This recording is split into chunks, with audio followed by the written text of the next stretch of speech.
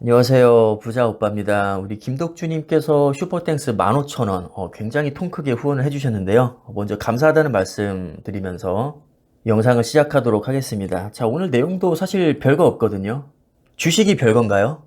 그냥 세계 1등 기업에 투자해놓고 뻑이면 돈 버는 겁니다. 어제도 나스닥과 S&P 500이 또 올랐죠. 물론 큰 폭은 아니지만 그래도 큰 흐름으로 봤을 때 계속해서 오르고 있습니다. 중간에 위기가 없었던 게 아니죠. 뭐 나스닥이 7,000 간다. S&P 500은 3,400 간다. 불과 한 2년 전까지만 해도 주식이 망할 것처럼 얘기하는 사람들이 태반이었습니다. 근데 지나고 나서 보니까 역시나 많이 올라 있더라는 거죠.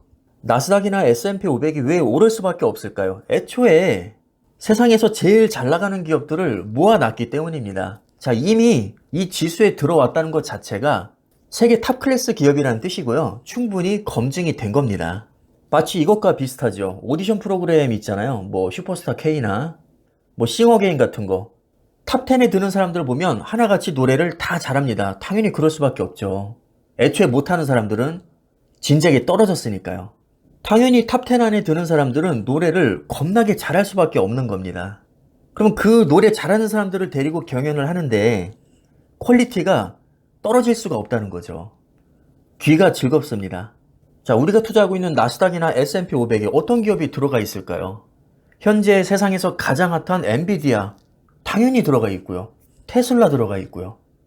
애플, 마이크로소프트는 기본이고 구글, 아마존, 메타 그 밖에도 수십 수백 개의 기업들이 여기 다 편입이 되어 있습니다. 그리고 그런 기업들을 가지고 평균을 내서 그 지수를 그대로 따라가게 설계한 ETF가 우리가 익히 알고 있는 SPY, QQQ, IVV, 뭐 VOO 이런 것들이죠.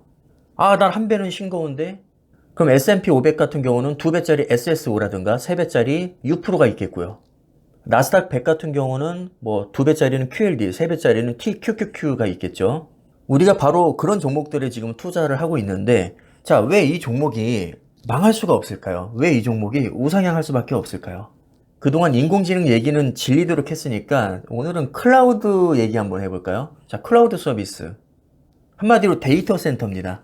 근데 이 클라우드 세계에서도 AI와 마찬가지로 빈익빈 부익부 현상이 굉장히 심합니다. 한마디로 잘 나가는 기업은 계속 잘 나가고 못 나가는 기업은 계속 못 나간다는 거죠. 소수 상위 업체들이 속된 말로 다 해먹고 있다는 겁니다.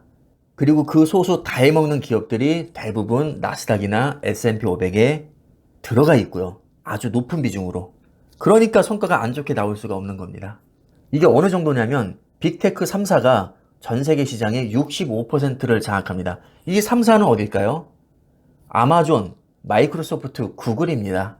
3위권 밖, 즉 4위부터 그 아래까지 20개 기업을 합쳐도 26%밖에 안 됩니다. 아마존, 마이크로소프트, 구글 이 3개만 합쳐도 65%인데 그 밑에 20개 기업을 합쳐도 26%밖에 안 된다는 거죠. 게임이 안 되는 겁니다. 지금만 그럴까요? 과거에는 안 그랬을까요? 당연히 과거에도 마찬가지였습니다. 자, 2017년 기사. 거의 7년 가까이 됐죠. 7년 전에도 거의 비슷한 제목의 기사가 있습니다. 클라우드에도 빈익빈 부익부.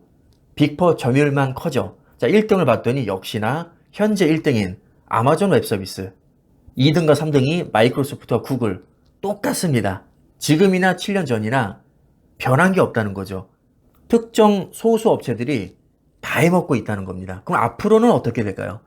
향후 7년 후에는 어떻게 될까요? 갑자기 듣보잡 기업이 막 마이크로소프트, 구글, 아마존을 꺾고 1위를 할까요?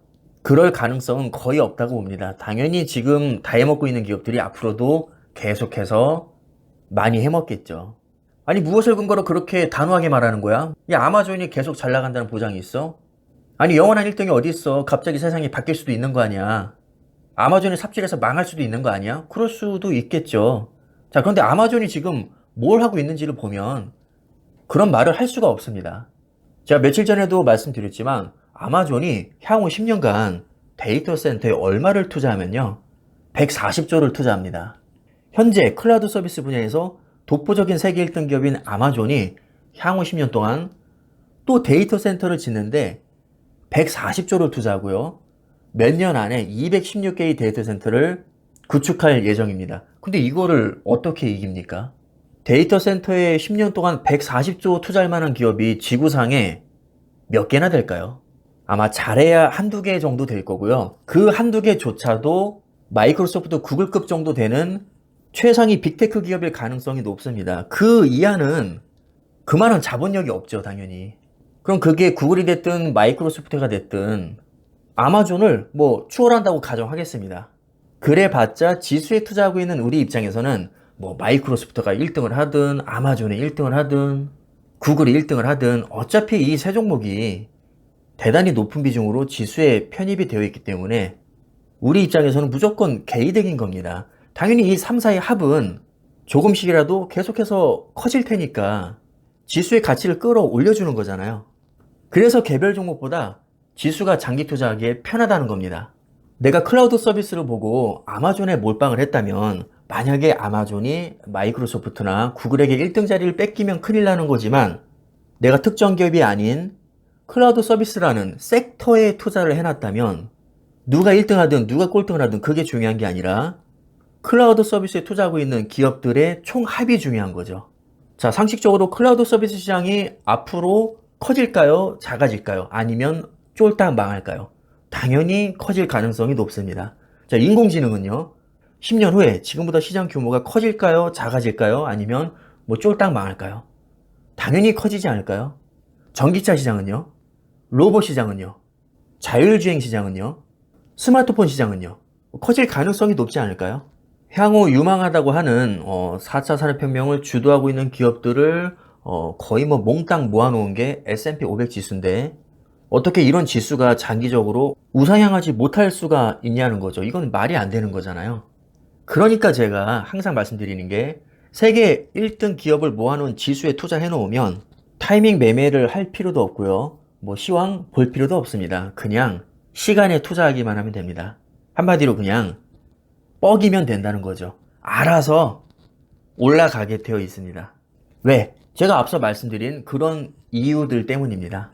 고로 세계 최고의 종목 또는 지수에 투자를 하고 있다면 그냥 존버하시면 됩니다. 우리가 이런 종목에 투자하고 있는 한 시간은 우리 편입니다. 자, 그럼 오늘 영상 여기까지 하겠습니다. 감사합니다.